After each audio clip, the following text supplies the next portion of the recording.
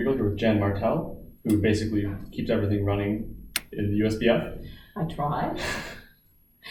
So we're basically, this is the last day of the Open the USBC. We're the first segment or the fifth segment of the finals played right now, and your husband Chip is in there. So good luck to him. Thank you very much. Oh, he's not actually playing this set though. No, he isn't playing this set. All He's right. playing next set. We're hoping that they will succeed. So you actually speaking, so your husband is obviously a top bridge player. You're a very good bridge player yourself, and you have sort of a famous father, at least in some circles. Who is your father? My father's Milton Friedman, who was an economist, and particularly in Chicago was fairly well known as the founder of the Chicago School of Economics. Sure. And this is important to me because I went to the University of Chicago. So I'm not even an econ guy. So I feel it's my duty as a a Chicago grad to mention that the University of Chicago has many, many Nobel laureates. And one of them I don't actually care about that. It's just I know Milton Friedman's daughter is sort of a good it's a good piece of trivia at UChicago parties anyway, which might be an oxymoron. But okay, so enough about that. So there's been discussions on bridge winners a lot about a lot of aspects of the trials. One that keeps coming up a lot is that the event is so expensive, and it is. I mean, it costs like $360 to enter plus $300 per team per day. That's correct. Oh no, per day or per day. Per day, which is if you're a 6-person team, that's $50 a person per day. Which is the same as playing national events at nationals, but still, these days. Right. Even that is, for someone who's not, affluent, could be prohibitively expensive, or at least could make playing in the event. It's a pretty high barrier for entry to playing in the event for some people. There's no question that it's expensive. The reason it's expensive is because we try to have as high a quality event as we can. We have top directors. We have a large number of directors in terms of the number of tables that we have in play. We have screens from day one. We have duplicated boards from day one. We have each team is playing in a separate room. Each match is each table is in a separate room, and that room has a bathroom so that we don't need to allow people to leave the table to go to the bathroom. Mm-hmm.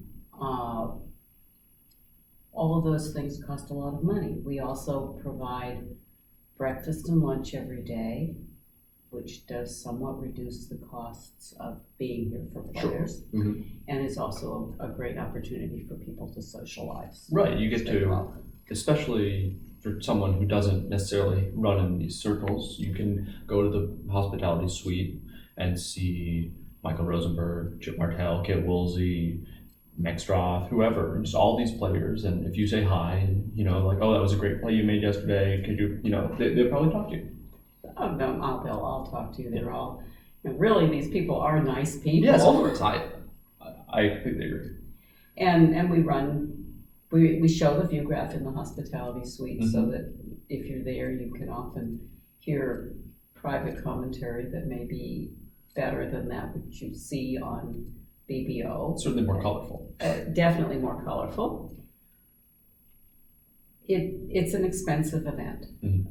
Even with the high entry fees, the USBF loses somewhere between $10,000 and $15,000 for each of the open USBCs, and somewhat less for the seniors and women's.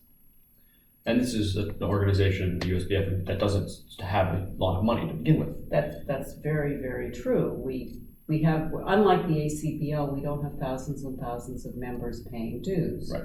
Our sources of funding, other than entry fees for these events, are basically private donations, dues from about 200 to 250 members. It varies by year. The dues are $50 a year, so that's not a whole lot of money. Right.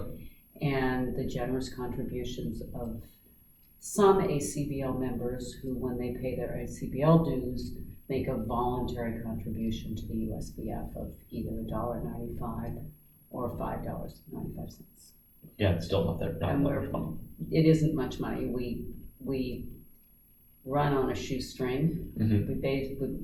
None of us is paid.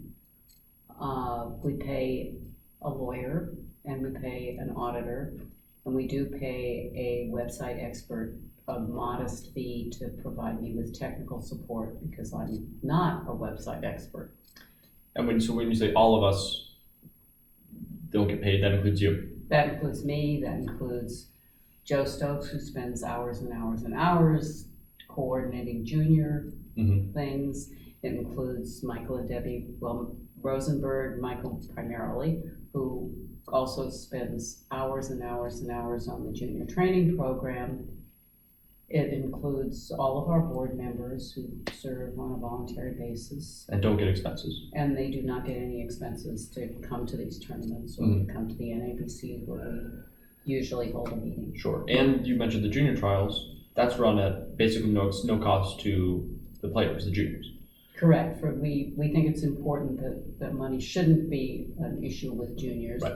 And so we, by which I mean primarily Michael, have raised private donations to have enough money to cover the juniors' expenses for the trials, as well as the expenses of running the junior trials. We hold the junior trials every other year because there's a junior world championship every other year. Right. We receive some support from ACBL for the juniors, which is basically enough to cover the expenses of the teams that we send to the world championships. But for the junior trials, we are reliant on private donations, and we're very, very appreciative to the many people who do contribute towards those. Yeah, there's, I know you can, like last trials, which was a year and a half ago, pretty much there was a list of contributors on the USBF website, and the junior trials is a great event, and I know a lot of people, certainly me in the past, I might pay my own expenses to go play in it nowadays, but 3-4 years ago I wouldn't have. So it's a really big expensive. deal. Yeah, it is. I mean, you're flying and you've got several nights in a hotel and food and all of that. Right. So, and it's very great that the USBF throws this event and that people donate to support it. Yeah, and we hope that we can continue to do that. So, and I guess some people are concerned about cutting costs for the trials, and that would really mean cutting something that you can't afford to cut, except for perhaps hospitality, which is a great service, and it would be just not the same event without that. And hospitality, although it's not cheap, is the primary cost for the hospitality is human labor, which we're really lucky that our hospitality people, like everybody else who does things for the USBF, don't charge us any money. Right. So it's not cheap, but it's not like you're hiring a staff. That's right. It's not like we're catering. We have wonderful people who do a huge amount of work and somehow manage to keep smiles on their faces so that the players can have a hospitality suite where there's food available 24 hours a day and friendly conversation. And it really is obviously a labor of love with the hospitality suite and the rest of the event. I mean, the people who do it, I've been to the last 3 trials, including this one. I've been to the last 3 trials, and I guess the senior trials was the one I went to 2 years ago. And it's the same people. It's Mark the Katz, it's the Berkowitz, other people, and they keep coming back, and it's. And it's wonderful. Oh, they do a great job. They do an incredible job. I get nothing but happy faces about And hospitality. the breakfast spread is quite good. You've got bagels, eggs, lox, Lox. toast, coffee, everything. It's great. Special oatmeal. Don't forget the oatmeal. I'm not an Martha oatmeal eater, but I'm a big oatmeal I see. eater. Martha makes oatmeal every day. Basically, the only thing you're missing is the omelet station where you can go and order your own omelet. But that's sort of hard to do in a hotel room. I don't think we're going to add that. That's a shame. So, another big issue on bridge winners has been view graph issues. And before we maybe get into the kind of details of that, actually, we've got a. There's a house. Maybe we take a break. No, we're doing this interview in a hotel hallway because that's somewhere that's quiet and the lighting is decent. But we've got a housekeeping cart coming in. So I think we'll cut the interview here and we'll do the next part later. Okay. Hi.